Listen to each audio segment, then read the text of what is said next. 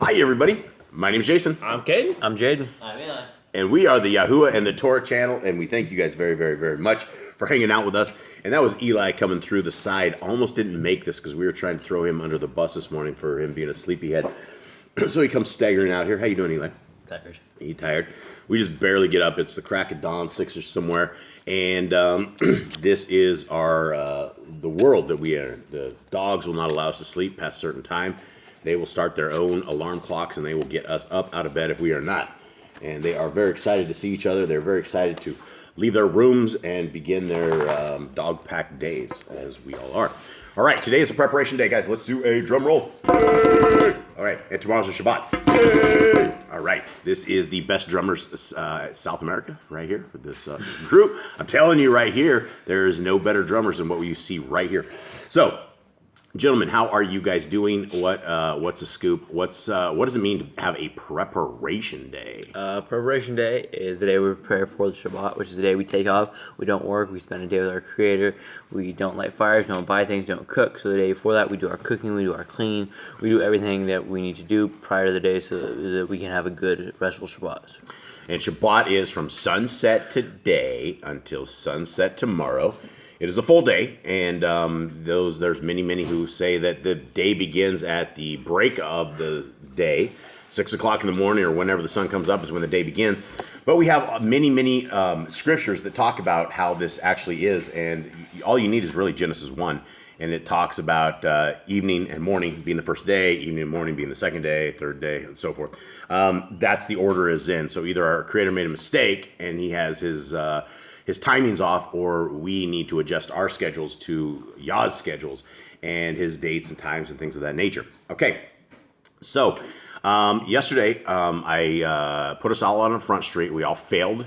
We all failed this, including myself, because as much as we have read the 1.4 million words over and over and over and over, we did not realize there were multiple Ablamaks. And we did realize there were multiple Ablamaks, but we didn't understand the entire thing.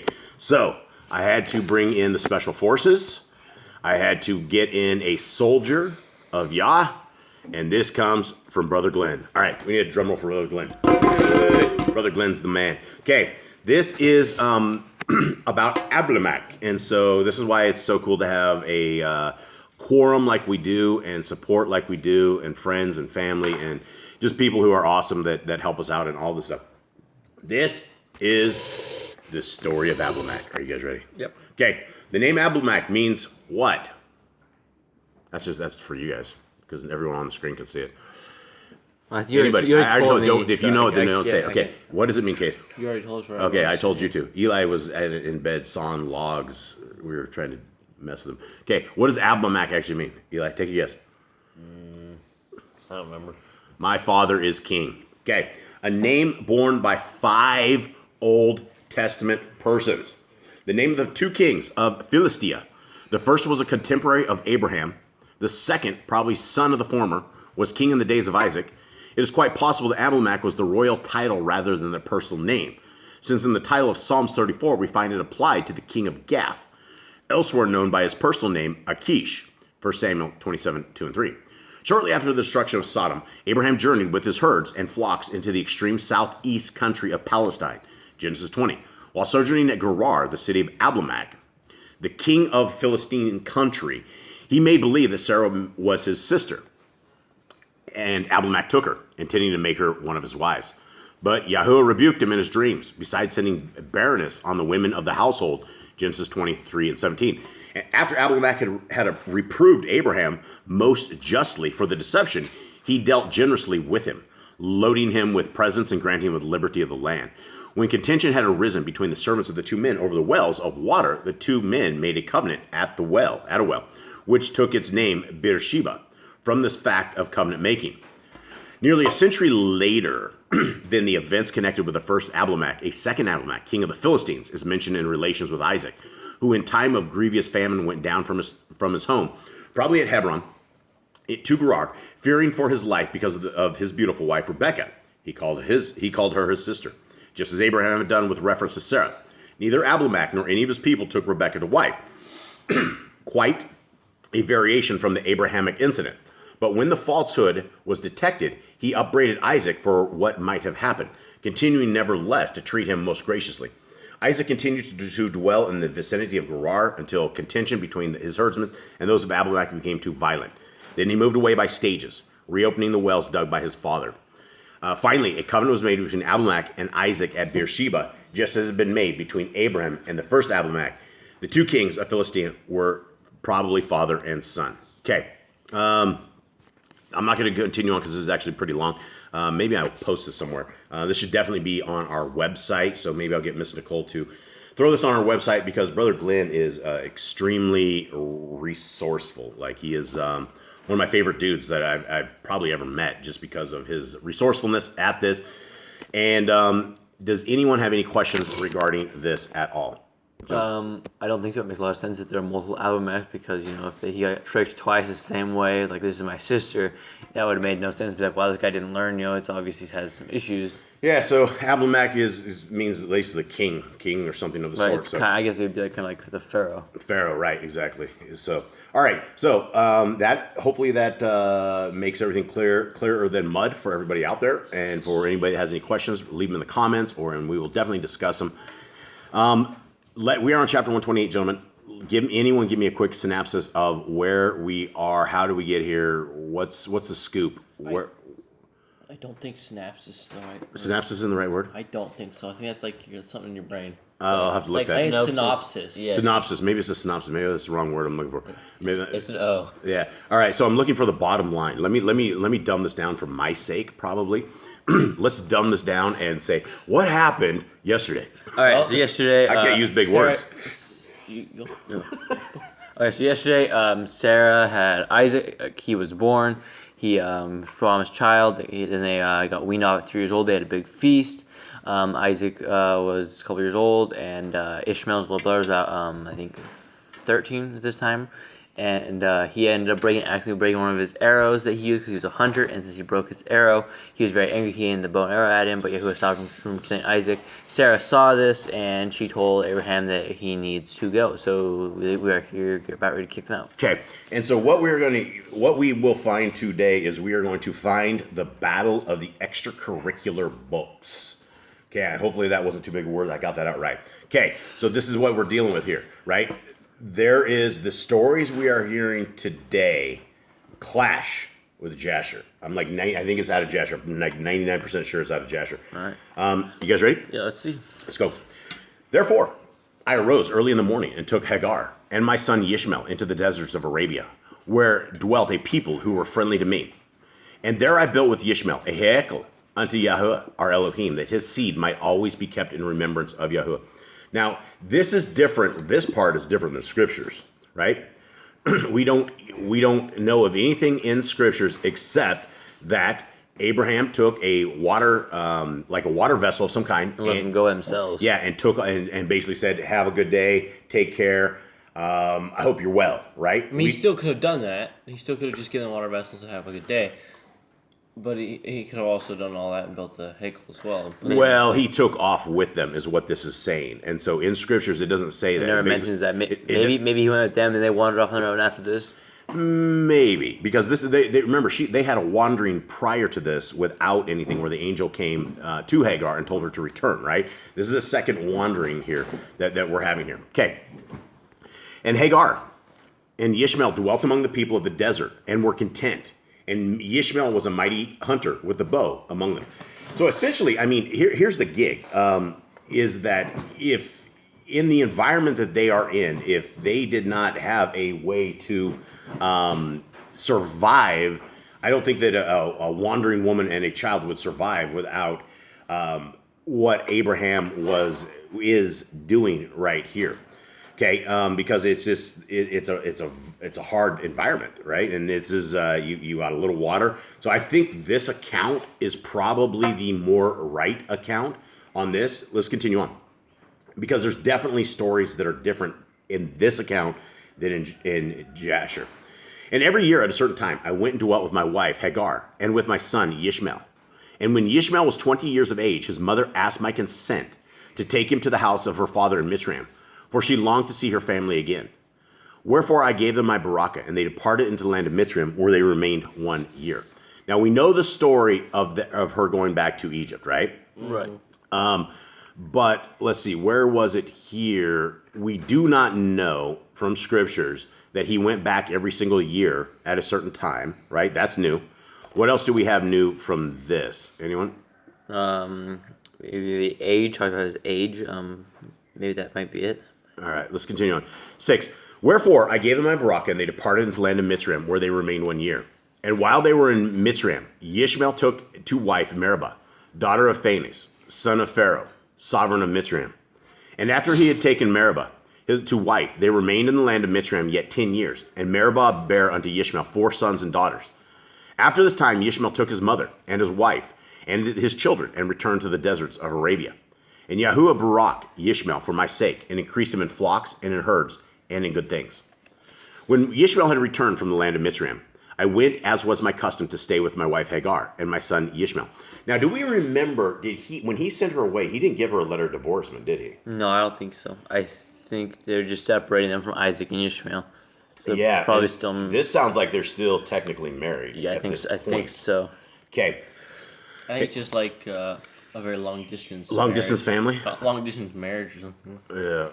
All right, and Ishmael was away hunting. His wife Meribah spake disrespectfully to me and complained of my being in their tents.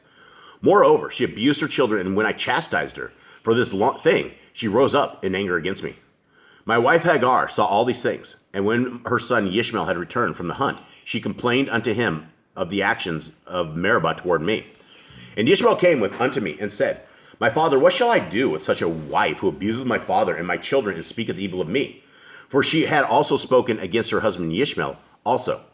And I said unto him, Such a one is not fit to be thy wife, nor the mother of thy children, nor to dwell in thy tents. Wherefore, give her a bill of divorcement, and send her back to the home of her father in shame, and find another more worthy than she to be thy wife, and the mother of these children.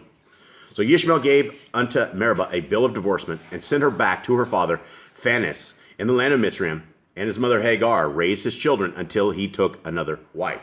Now this is completely different. I like the tent peg story better. You like the tent peg story better? So in Jasher talks about how he tells her to leave a message. He goes, tent peg is bag. Find a new place to put your new tent peg. Well, hold on. Let's get some clarity to this. So Abraham is out. He goes and takes this ride off to where his son is supposed to be. This is the story of Jasher, folks. And in this, he rides up. And part of it is in the story of Jasher, he tells Sarah he will not dismount from his whatever he's riding. His horse.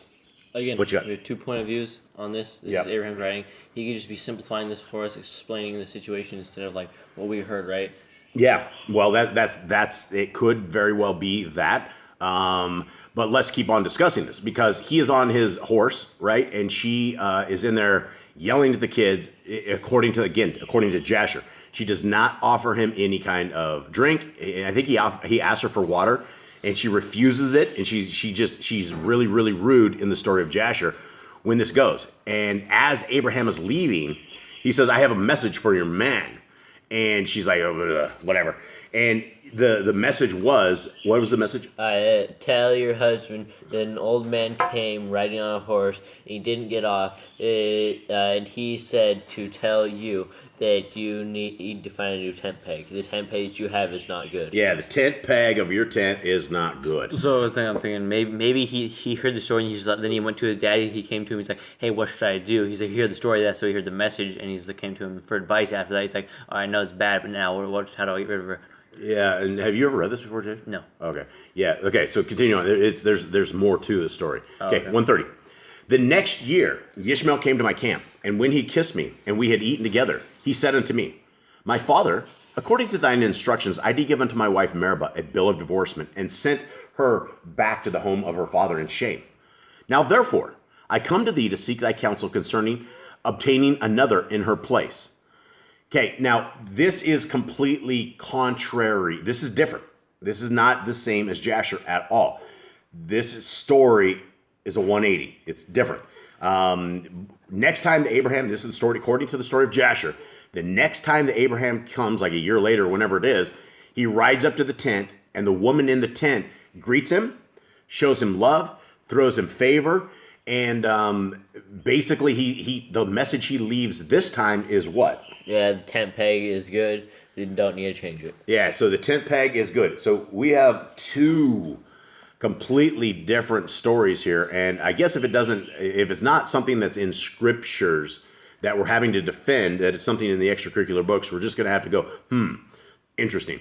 Does it change salvation? No. Does it change the storyline? A little bit, but not a lot. All right, let's continue on. 2. Now, therefore, I come unto thee to seek thy counsel concerning obtaining another in her place. Now, it pleased me that my son Ishmael had come to me regarding choosing a wife. Therefore, I sought among the women of my camp and found 2 who were desirous of being wife to Ishmael, even Zola, the daughter of my wife Pelia, and Naomi, the daughter of Kemuel, the son of Kish, who had been among the believers who met in the room of my mother in the city of Ur. Now, not only do we have way more details, but we have names and we have genealogy here. And it looks like another wife for Abraham. Yeah, and it's what do we make of this? I mean, this. If you're looking for, does this clash against the book of Jasher? This does clash against the book of Jasher. These are 2 separate stories, right? And this is the first time that we've heard a story that's this different, right? This is completely different. Again, it could be just like Cade said. It could be the account of Abraham versus Moses writing Jasher, or whoever wrote Jasher back in the day. Okay, anyone have anything? One thing that would definitely be different is when he goes a year later and checks on her. It doesn't seem like she knows who he is. Absolutely. But she would absolutely know who he is here. Right, and that's the thing with the book of Jasher. The book of Jasher is the biggest, largest book out of everything. How many chapters in this, Eli? 92, I think. 92. And poor Eli drew the short stick, and he has been going through it. What chapter are you on right now? 18 or 19. 18 or 19. This kid has been on this for like 2 weeks now at this point. It hasn't been 2 weeks. It hasn't been? I'm pretty sure it I think has it's max like 1 week. I'm getting old. Time is flying. I'm sure it's been 2 weeks. Okay, you have to go with this. Okay, I guess it's only been 1 week. But it is huge. Extreme amount of details. And if we want to discount the book of Jasher based on this very small story being wrong, I would advise against that. I believe that Jasher is just like all the books, Jubilees and Jasher, I think they're all part of the story. How they get things wrong, what happens, I do not know. We're going to have to wait for Messiah to come and tell us who corrupted what or what the real story was. Okay, 5.